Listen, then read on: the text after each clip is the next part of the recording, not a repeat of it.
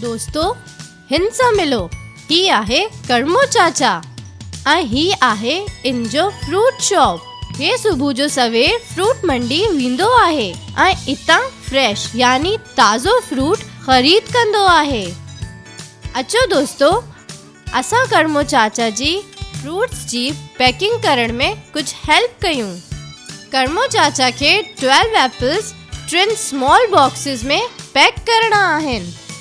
हे हर बॉक्स में केतिरा एप्पल्स रखंदो? Let's find out. Divide 12 apples equally in 3 boxes।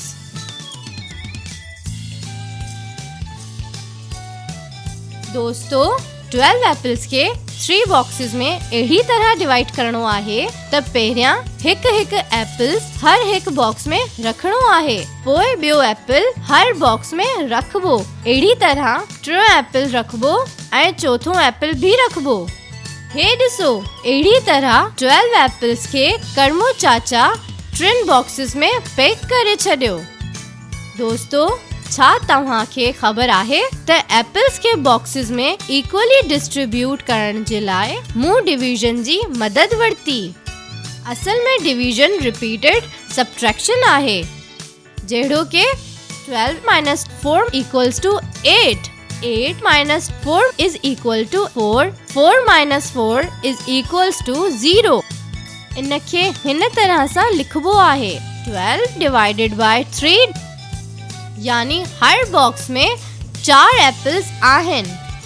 हाणे थोरो सोचियो, जेकॾहिं करमो चाचा खे 15 ऑरेंजेस 3 बॉक्सेस में पैक करणा हुजनि त उहो हर बॉक्स में केतिरा ऑरेंजेस पैक कंदो? Divide 15 oranges equally in 3 boxes।